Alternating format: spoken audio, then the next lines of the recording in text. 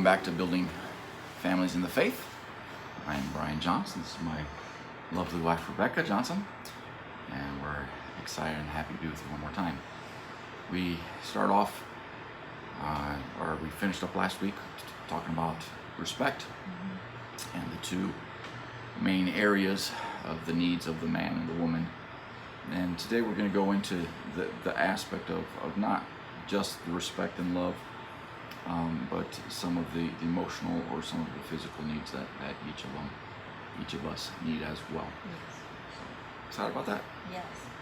And we've already gotten a lot of positive feedback from some of you, and we thank you for that. So if you have questions, please make sure to let us know. And he will mention the email again at the end. But thank you for that. So we're going to talk about our needs, aren't we? We are. We start off talking about our needs at least. We'll have probably a few time frames of this, but we'll start off with the first two. God created marriage in Genesis, first institution he created before he created the church, before government was established or anything else. And God created God created marriage, and it's a God-ordained thing. It's a wonderful thing. It's a thing that he created for our benefit, for our good. And but we need to follow his instructions and follow what he has for us.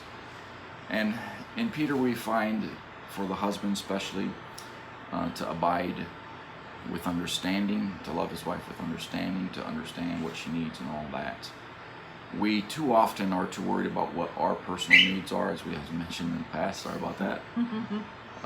Our dog apparently stepped on himself or something. I don't know.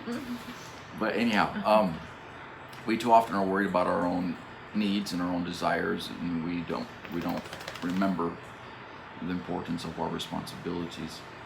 And the truth of the matter is that when we as a couple, we fulfill our responsibilities or what our mate needs, it normally in turn will fulfill the other mate's needs. As I love her, she will respect me more. As she respects me more, I will love her more.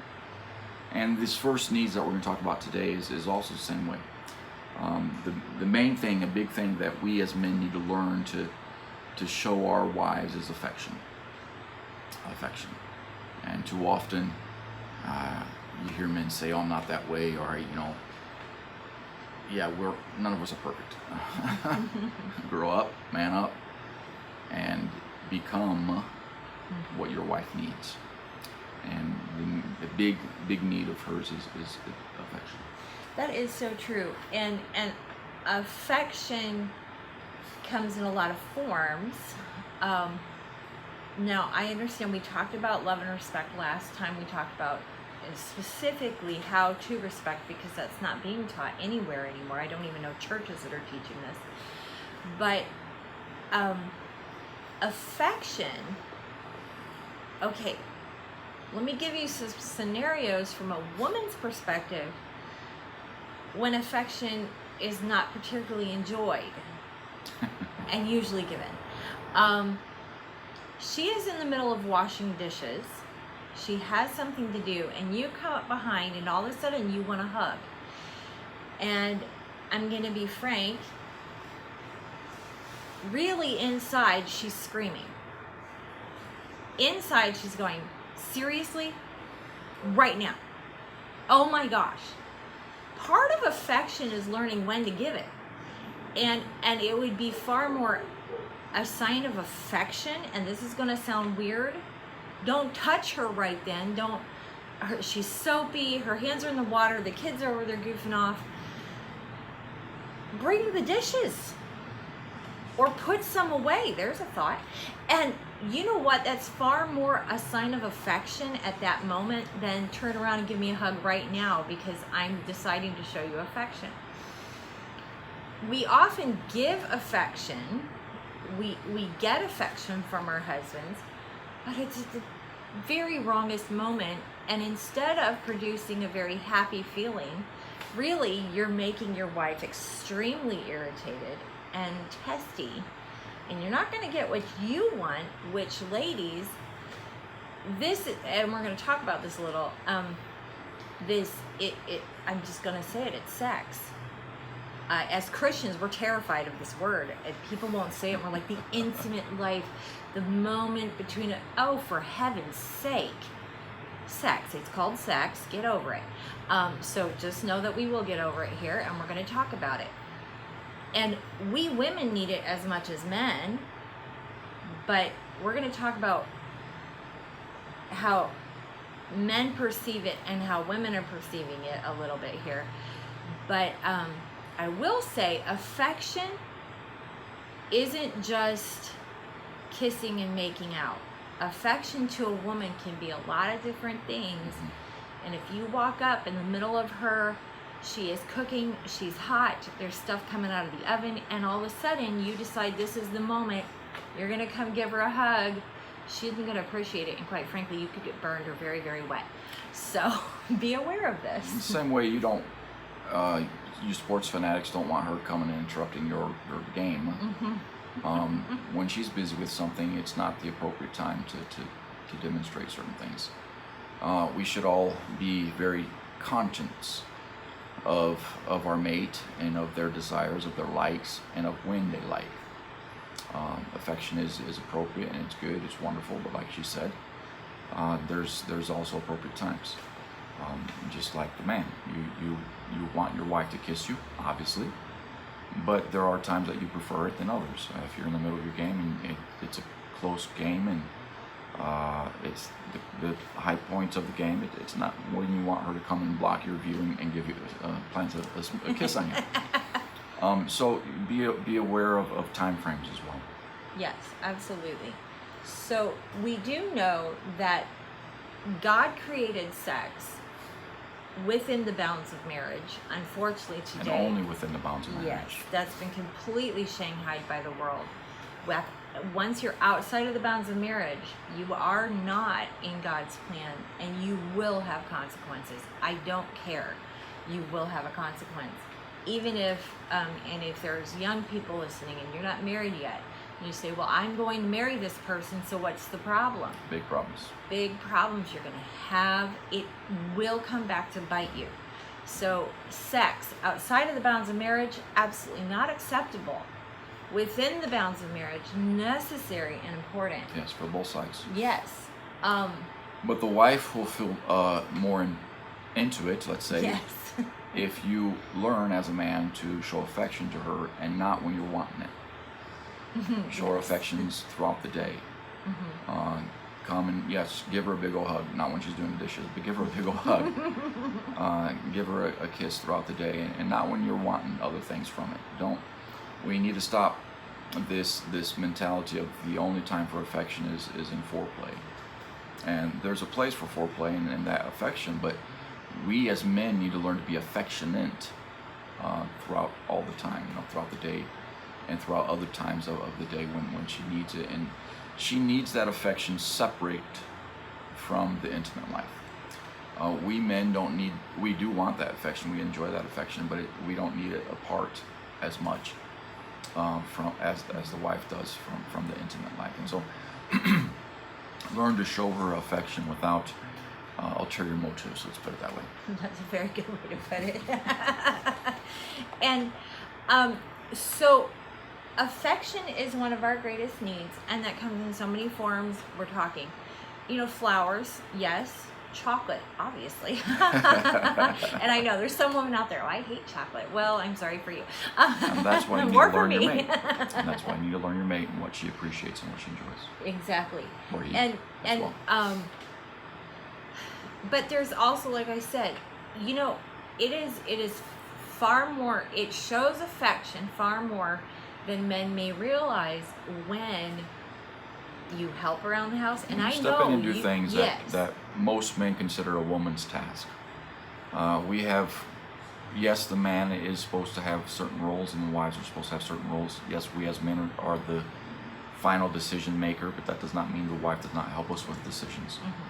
And we do have a tendency of thinking the wife is the only one that's supposed to cook. And normally the wife is a better cook, but it doesn't mean she's the only cook or should be the only cook.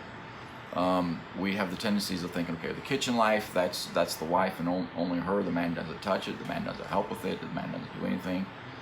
The laundry and all these other things that we have a tendency of putting roles, and we put them in there. One of the reasons is because the man does go to work, and if you're a biblical marriage, you'll be more likely to have the wife stay at home. So therefore, yes, she will have more of those tasks assigned to her. But especially for the marriages that the wife is also working, Oh yes. men, you need to really pick up the slack at home. You go to work, she goes to work, and then you come home and you do nothing. And she's expected to cook, she's expected to do the laundry, she's expected to do the dishes, and that's not right. I don't have, anyhow, Yes. we're going off topic here, but Well, it is true, because that actually kills the affection right stone dead, and then you want sex later, and she's like, over your dead body, I'm exhausted, thank you very much. This is also true when you have small children. When you have small children, and yeah, maybe your wife was home all day taking care of the kids, but you have no idea how much work is involved. It is amazing how many women who have seen biblically, okay, maybe I should leave the workforce, and they do come home, have said, I had no idea how busy I would be as a stay-at-home mom. It is an incredibly full-time job. And you have to understand that your wife is actually working 3 to 4 full-time jobs, full-time, as a housewife. Because she's a wife, a mother, a taxi driver, a maid, a cook, all of it. And then you come home and plop on the couch and do nothing. The affection is dead. Boom. On its deathbed. Yeah. And you're not going to get the sex you wanted, and not the way you wanted. And I want to get into that point, because her need is the affection, but his need is a sexual fulfillment. And that's important.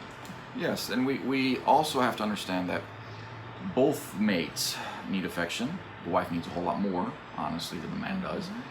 And both mates need the sex life, the intimate life. Now, we've pushed off and said it's only the man, but that's not true That's at not all. true. The man craves it more often than the woman does, yes, but the wife needs it just as much That's true. as the husband does, Yes. even though she doesn't crave it as much, although a healthy relationship will have a craving for the wife as well. But with that said, we as men, we can compare, or we can, the intimate life, the turn-ons and are different from the man and for the woman. We men, we are visual, and women are more feely. That touch, that kiss, that hug, way before you're gonna have intimate life will start her engines going. We men don't need that.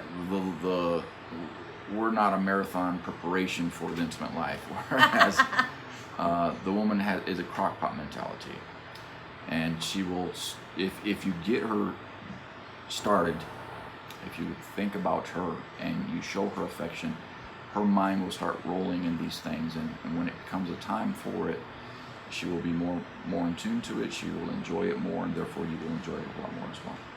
It is an interesting thing, something I was not taught as a young married woman, and have learned through the years. God has been gracious to allow us to find some amazing books on marriage, and we have mentioned a few. We'll continue to Wonderful mention. counselors as well. Yes, we've had some amazing counselors. Men, women, don't. Okay, we women feel like, well, I gave him sex. What's the problem? We went to bed. We did it. Yay. But you weren't there. Yes, your body was there, but your mind was thinking, oh, tomorrow I need to get milk and cheese. Oh, I wonder who has that book that I need for the child's assignment. The whole time you're supposed to be together in this very intimate moment, you're not there. You've checked out. You're over here doing tomorrow's task. You're thinking about what didn't get done today. You're thinking about the laundry that needs to be done. And oh, I forgot to pick that up for so-and-so. and my kid needs this for school tomorrow. And your poor husband is not being fulfilled. A fulfilled sexual life means you, lady, are paying attention. You realize that he's in the room. And very often, when I was a newlywed, I was not an active participant in our sex life because nobody told me I was supposed to be. I thought I was fulfilling his need. I was laying on the bed. What more did the man want? But my mind was in another day, in another room, in another place. I had no idea what he was doing, you know, and that is not fulfilling our role biblically. Mm-hmm. Ladies, to fulfill what he needs, get yourself in the room. Pay attention to who he is. Focus solely on him. And men, to help with that, have a room that is a romantic. Have a room that's invest some money into it. You know, make it where she enjoys being with you there. And not only that, but it's you have to, for her to be present there, she has to be able to unwind of certain other things prior to that. Yes. So she needs to be getting in the mood. She needs to have that affection time prior to it. She needs all these other things, so that when you demand it. I hope you don't have to demand it, but. Well, if they're this mindset and they're not Yes. doing anything else, that's what's going to happen. Yes. She won't be there. I mean, she'll be there physically, like my wife said, but that's it. And you will not get the fulfillment you need. Right. You'll only get that fulfillment you need if you are doing your part in providing her affection throughout the day, and not just 5 minutes prior to it, or 10 minutes prior to it, or half an hour prior to it. We're talking about all day, all the time, a consistent lifestyle of showing affection to your wife, where she knows you love her, where you're romantic with her, where you take her out. If she likes, my wife doesn't care to go out that much, so our dates are not like most people think. But if your wife enjoys going out to the mall or whatever, learn to go with her and be a romantic guy and show affection, not just in the touch, but in the things you do, in the places you go, and the way you are. Mm-hmm. You're saying right now, that's not who I am. I know. And that's why your relationship is the way it is right now. Yeah. Grow up, become a man, and a true man fulfills the wife's needs so that yeah. she can fulfill yours. Yeah, that's so true. And ladies, you need to grow up. Get your mind in gear. That is a choice. And it takes practice. When you first begin and your first child comes, you tend to think only of your child. You have to literally force yourself into that room. Do it because your husband's miserable and you may not even realize it. Get your mind in there. Get involved in this relationship. It is so important. And like he said, these all turn into vicious cycles. Yes. If you don't do it, if you don't get your mind in that room, if you are not mentally there, not just physically, but mentally there, then he tends to show less affection, and that cycle begins, and it gets nasty. I hope that when you listen to these that we're talking, you know, when I'm talking to the man, woman, the wife, don't be, yeah, I wish my husband was that way. Yeah. Or wife, when or vice versa, you know, when we're talking to the wife, man, don't be thinking, I wish my wife was that way. Pay attention to your part. Pay attention to what you need to do, and that will help her to do what she needs to do, or that will help him to do what he needs to do. Absolutely. Focus on your responsibilities. That's the key. You need to focus on your responsibilities, whether you're a man or whether you're the woman, and that will help. That will generate in the other mate that help to do what she needs to do, what he needs to do. Absolutely. Hope this was a help. We'll continue on some of our needs, men and women's needs, next week, but in our next episode of Building Families in the Faith. If you have any questions or if you have any subjects you'd like us to cover, you can email us at johnsonstoBrazil@gmail.com, and we'll look over those and put them into some future episodes for you. So thanks again for being with us today. I hope you're with us next week in Building Families in the Faith. God bless.